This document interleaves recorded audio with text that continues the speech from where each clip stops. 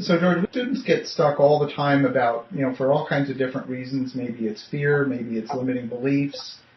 As coaches, we spend a lot of time helping our students get unstuck. Do you have a personal story of a time that maybe you were stuck, and what did you do to get unstuck? Yeah, that's a good question. Certainly, I have a personal story.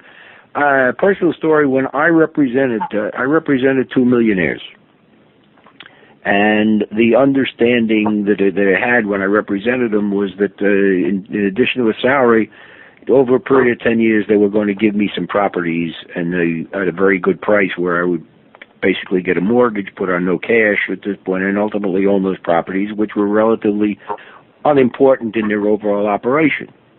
And that was it. And to the end, in 10 years, and I suddenly realized, wait a minute, they're not going to deliver.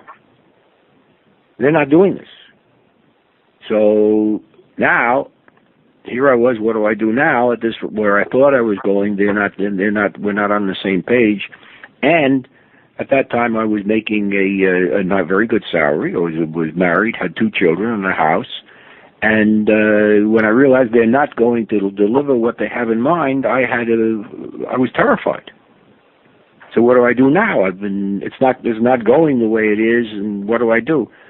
So fortunately, I got a wife who's got a great head on her shoulders, and she said to me, "Look, why don't you go into the marketplace and see whether you can replace or improve on what you have?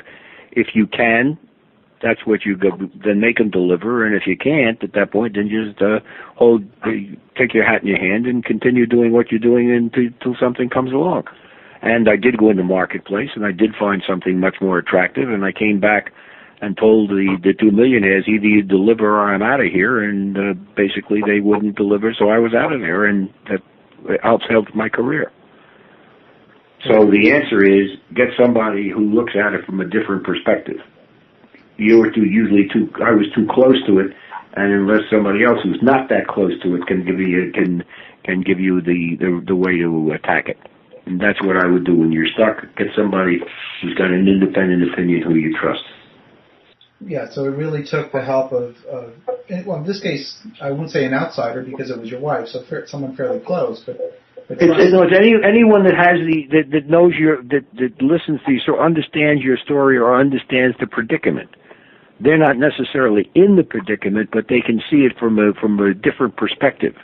You're too close to it, so therefore it's hard for you to get unstuck yourself because you're so close to it. Somebody else can look at it and say, well, how about this alternative and what have you. Now, and this is a perfect example, Victor, of why people need coaching.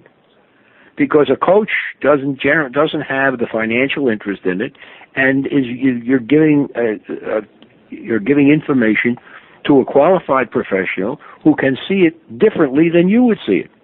And you can take the advice or not take the advice, but at least it's the way to go. You get a professional opinion of how to proceed. That's amazing, George. Great story.